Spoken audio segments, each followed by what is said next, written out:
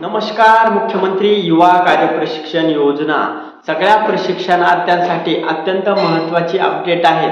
1 जानेवारी 2026 यामध्ये बरेच प्रशिक्षणार्थ्यांना असं वाटत होतं की नवीन प्रशिक्षणार्थ्यांना घेणार आहेत, नवीन योजना सुरू झालेल्या आहेत, पण तसा अजून कुठलाही GR आलेला नाही. नवीन प्रशिक्षणार्थ्यांना घ्यायचं आहे आणि नवीन भरती सुरू झालेली आहे. मुख्यमंत्री युवा कार्य प्रशिक्षण योजनेमधील जे नवीन प्रशिक्षणार्थी आहेत त्यांना त्यामध्ये रुजू करून घ्यायचं आहे, तर असं अजून कुठलाही GR त्यांनी काढलेला नाहीये. म्हणजे प्रशिक्षणार्थ्यांचं तुकाराम बाबांचं, बालाजी पाटील चाकूरकर साहेब एवढे सगळं आंदोलन करत होते, एवढे सगळे लोक, त्यानुसार ज्यांनी सांगितलेलं होतं की जुने प्रशिक्षणार्थ्यांना जोपर्यंत न्याय भेटत नाही तोपर्यंत नवीन योजना सुरू करता येणार नाहीत. आणि त्याप्रमाणेच नवीन प्रशिक्षणार्थ्यांना अजूनही प्रशिक्षणार्थाचा कुठलाही GR निघालेला नाहीये. कुठल्याही प्रशिक्षणार्थ्यांना रजिस्ट्रेशन करण्यासाठी सुद्धा प्रॉब्लेम येत आहे, रजिस्ट्रेशन सुद्धा होत नाहीये.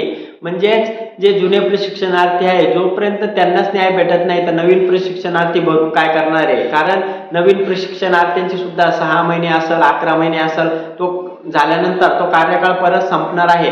त्यामुळं सगळ्या प्रशिक्षणार्थ्यांना विनंती आहे की जुन्या प्रशिक्षणार्थ्यांनी खचून जाऊ नका. नक्कीच तुमच्यासाठी सरकार आणि बालाजी पाटील चाकूरकर असेल, तुकाराम बाबा असेल, नक्कीच मार्ग काढणार आहेत. कारण एवढे सगळे प्रशिक्षणार्थी एवढे 6 महिने 11 महिने यांनी कार्यकाळ तिथं पार पाडला जिथं ज्या विभागाला होते आणि वेगवेगळ्या ठिकाणी एवढे मोर्चे करून आज जर हे नवीन प्रशिक्षणार्थी भरताय, नवीन जर रजिस्ट्रेशन करताय, तर या प्रशिक्षणार्थ्यांचं काय, यांनी जे 6 महिने 11 महिने काम केलं तर यांच्या कामाचा काय फायदा होणार आहे आणि नवीन प्रशिक्षणार्थी घेऊन यामध्ये काय साध्य होणार आहे. त्यामुळंच अशा बऱ्याच योजना सरकारने काढल्या, सरकारने आणल्या, तरी त्याचा कुठलाही काही फायदा कोणालाही होणार नाही.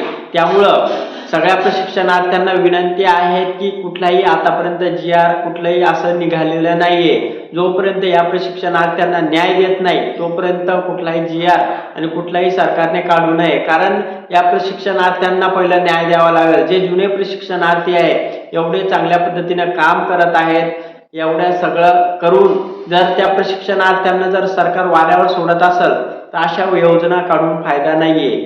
त्यामुळंच ज्या प्रशिक्षणार्थ्यांनी प्रशिक्षण घेतलं त्यांना तिथंच कंत्राटी पद्धतीनं का होईना त्यांना कुठंतरी नोकरी, त्यांना कुठंतरी जॉब दिला पाहिजे आणि त्यानंतरच तुम्हाला काय करायचं आहे ते करू शकतात. त्यामुळं सरकारला विनंती आहे की या प्रशिक्षणार्थ्यांचे जेवढे काही 1,30,000 प्रशिक्षणार्थी आहेत जे चांगल्या पद्धतीने काम करताय, तर त्या प्रशिक्षणार्थ्यांचा पहिला प्रश्न मार्गी लावा आणि नंतर तुमचा जो काय तुम्हाला नवीन योजना काढायची आहे, नवीन काय करायचं असेल, या प्रशिक्षणार्थ्यांना त्याच्यामध्ये सामावून घ्यायचं असेल ते करा.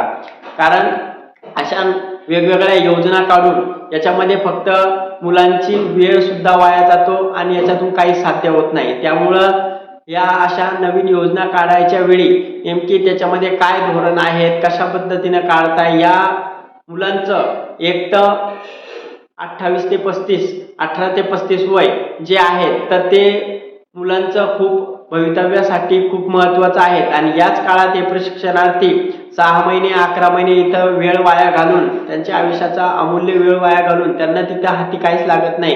प्रशिक्षणार्थ्यांनी चांगलं कामं सोडून कुठंतरी आशेने या ठिकाणी जुळलेले होते मुख्यमंत्री युवा कार्य प्रशिक्षणामध्ये, जेणेकरून त्यांना वाटलं भविष्यामध्ये कुठंतरी आपल्याला सरकार आपला विचार करेल, आपल्याला कुठंतरी संधी देईल. पण त्या सगळ्यांची आता आशा निराशा होताना दिसत आहे. तर नक्कीच याकडे सरकारने नक्कीच लक्ष द्यावं. धन्यवाद.